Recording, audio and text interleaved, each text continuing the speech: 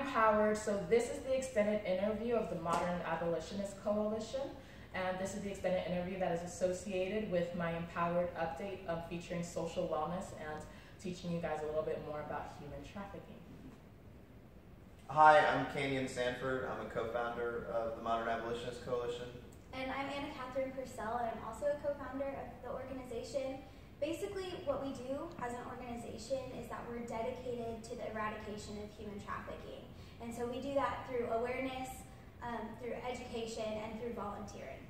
Mm-hmm. Thank you guys for being with me. So first question, what is human trafficking? Human trafficking is the transportation or provision or movement of people for the purpose of labor or sex trafficking through force, fraud, and coercion. So basically it's a form of modern day slavery.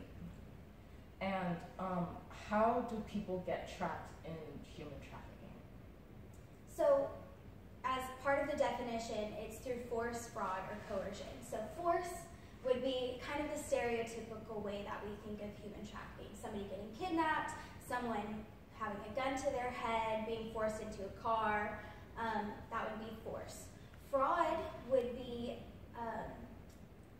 promise of work, and so a lot of this happens overseas normally, where somebody will offer a job to, say, a Korean woman, offering for her to work in like a nail salon or something, but they end up either forcing her into sex trafficking, or they have very bad labor situations where they're underpaid or not paid at all, or have terrible living and working conditions. And then coercion is kind of the most common here in Houston, where let's say a trafficker or a pimp approaches a young woman or recruits over Snapchat or something like that, and they approach this woman and start a relationship with her. And so they'll buy her flowers, they'll compliment her, they'll send her gifts, they'll take her shopping, they'll take her to get food, and they create a relationship. And so the girl falls in love with this guy. And generally, the age of the victim is like 12 to 14 years old. So we're talking about vulnerable girls who really just want affirmation and love. So they use that relationship then to manipulate the girls to do what they want, and they often will use like conditioning tactics. So they'll start them on smaller tasks like sexual pictures, then to videos, and then asking them to send those to different friends of the boyfriend, and then they'll just go from there. Mm-hmm. And why is Houston the capital for human trafficking? Right, so Houston is unique in its location. It's right next to the Gulf of Mexico, so you have that. Then it's right next to the border, at least far closer than the majority of cities. It's only 6 to 7 hours. And that does a lot as far as the international trade, but about 80% of sex trafficking is domestic. So Houston is the 4th largest city in America. So there's a lot of supply, and there's a lot of demand. This is a very economic city. There's a lot of businessmen flying in and out, a lot of businesswomen at the same time. And so you've got a lot of people staying in hotels, and it's easy to make it happen. At the same time, it's not as condensed as, say, New York, where it's a lot of concrete, no woods.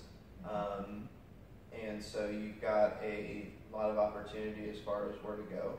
So it's just sort of a perfect storm in what can happen. It's not always number one. Sometimes it's Atlanta. But right now I think we are. And with the Super Bowl, it's obviously only going to get worse. So, Houston's a big city in size and population. And so it just sort of creates a lot of avenues. Thank you. What happens to victims who are found and freed? So it depends. There are many different organizations that have like safe homes for them. I know that Elijah Rising is currently building a larger area for them to be able to go and bring their families as well.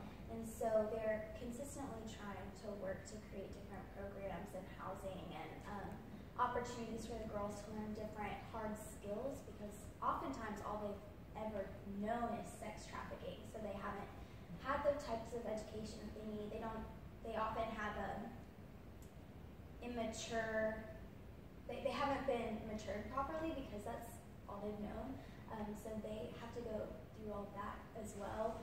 And so Elijah Rising has opportunities for them. I know Redeemed Ministries has opportunities for adult women to come in and be a part of their homes. Free the Captives is specifically working with teenage trafficking victims, and so they have different programs as well on learning interview skills and business skills, and they actually make candles and sell them, and they have like their own tag on their candles, and so they get the money from making the profits of those candle sales.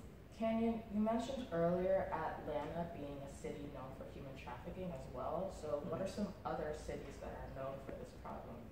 Oh, well, all the major cities have it, have an issue with it. And, you know, they all have, like I said, that unperfect storm that makes it the way it is. A lot of what Houston's problem is also is not just sex trafficking, it's labor trafficking. A lot of that because of our proximity to the border with Mexico, so there's a lot of illegal immigration that comes through Houston first before it ever reaches north, at least from the southern border. You know, New York is going to have the same sort of issue over with Canada, but it's not as prevalent, obviously, as down here. So all the cities have their own different reasons. Atlanta, you know, it is still close-ish to a coast, you know, not the East Coast, but, you know, down towards the Gulf, as well as the fact that it's just a major transportation hub. You know, you have a layover in Atlanta all the time if you're ever going anywhere east. So it's a major transportation hub. There's a major population as well as arts and sports. It's not the economic powerhouse that Houston might be, but it has a lot of other things. Los Angeles and New York City, they're kind of the same as far as they're both close to a coast either way, as well as they've got a lot of tourism to go through, and at the same time people just kind of get caught up while they're there. Or they're looking for a better life and they heard about this city or that city. That's where they end up, and that's where they stay in a bad situation. So there's a lot of different reasons. Each city has its own personality as far as how it works out, but you know, some are more known for sex trafficking than labor trafficking, but it's, you know, terrible either way. Thank you. Anna, you mentioned other organizations that help victims. Do you work with any in particular? Do you collaborate with them to address this issue? We do. We're actually working with United Against Human Trafficking. We get some of our resources from them. We're wanting to do a documentary screening and discussion, so they have a small library, and we're going to get something from them. They also have like pamphlets and stuff like that. Elijah Rising is another big one that we work with. We did a lipstick drive in collaboration with them and Rescue Houston, and they use the lipstick to help get the human trafficking hotline number to victims. So we've worked with them. One of our other co-founder, Faith, she did an internship with Free the Captives, and so she has a really good relationship with them, and we get information from them, and they come out to our events. Unbound is another one. They come out to our events and host a booth. There's a lot of them here in Houston in response to how big the issue is here, which is great, and they're all just so willing and helpful and wanting to support us and college students in the efforts as well. Excellent. So the Super Bowl is in Houston, and we know that victims will be there. But what are some other major sporting events that attract